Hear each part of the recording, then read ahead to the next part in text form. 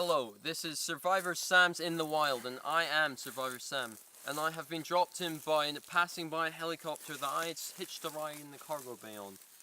On my way down to the earth, I saw many dangerous treks, including mountains as far as the eye can see, and snowy caps that are almost impossible to reach. And along the way, there will be various issues, such as bugs and animals that could possibly rape me while I'm sleeping. Now, along the way, I have to find various forms of survival, various forms of equipment that I will have to make myself. This includes shelter, having to find water,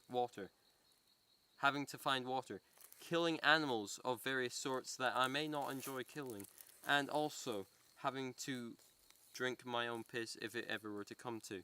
This could involve 100 to 200 days of survival, how my camera crew have told me, and I am willing to spend every day by myself in the wild, theoretically speaking. Although, this does not mean that I will not enjoy myself, because I am Survivor Sam, and this is Survivor Sam's in the Wild.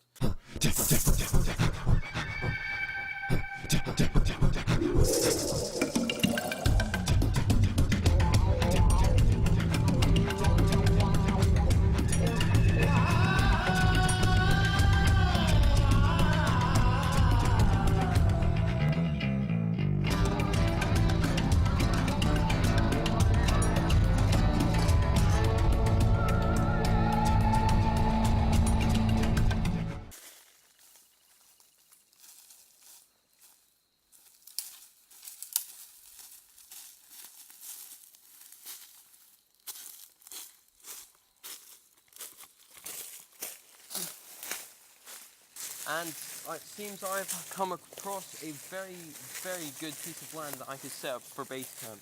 Although this does not mean that it will be safe. There will be dangers and there will be various treaches I have to go through.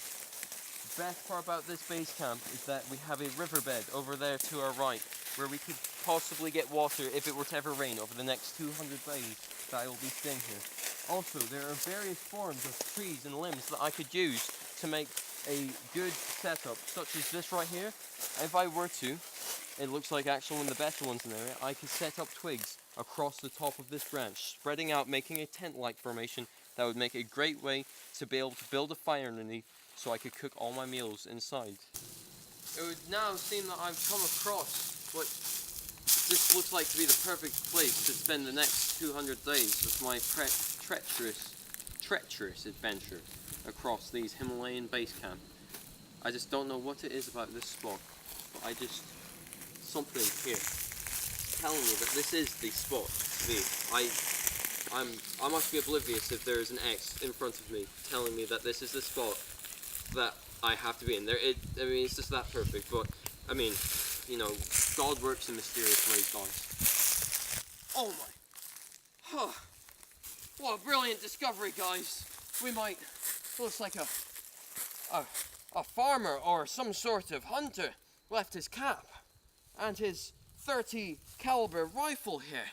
I might just be able to bag myself one big deer or a big scary bear. You know those bears, they come along the Himalayan mountain range a lot this time of year. And, you know, this is amazing. Let's see, it looks like I have set up my camp. I put all these various branches along the edge of this tree to make sure that any winds coming through will not be as harsh as what they could be, saying how this winter will be coming up, and being over 1,500 miles away from any civilization that could possibly around us. Hey! Whoa, what's this? Hey, how you doing, man? Guess what? Whoa. Hey, How are you guys out here? We're miles away from you're in huge danger. I don't have enough supplies for 2 people What are here. you talking about? We're Malibu right now.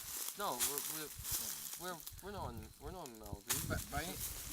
Oh God! Dude, we're not in Malibu right now. Just tell me where the closest Chipotle is. That's all I want, man. Listen, you're obviously deranged. I will take you in for the night. Come on, look, I've got shelter over here. What's going on? There is no possible way you drove a car up here. No, Hey, yo, homie, what about me? Come on. Like 10 yards to the really, left. what is this you have? Why is this getting here? Listen, it seems, people, that we have found two deranged men in the middle of the Himalayas. This is a very rare finding. It only happens about every once in 5 years. We're going hunting.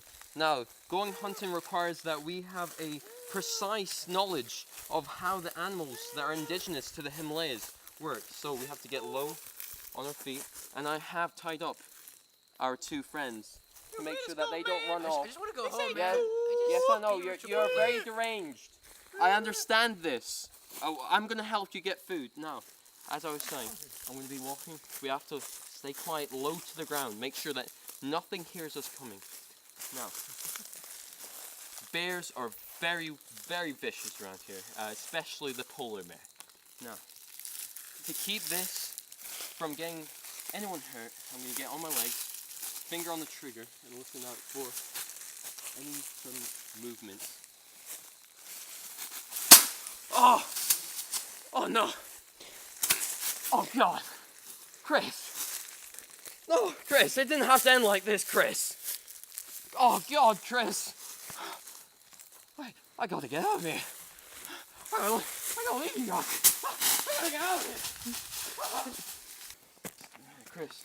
Oh, luckily my handy cameraman, Steve has come with us, and we've come across this perfectly parked vehicle, what seems to be a mountain road in the Himalayas. And luckily, it seems to be unlocked. May I mention, it's 100% legal if you're stuck in the Himalayas, and by Himalayan law, to take any vehicle parked on the edge of the street. Trust me on this.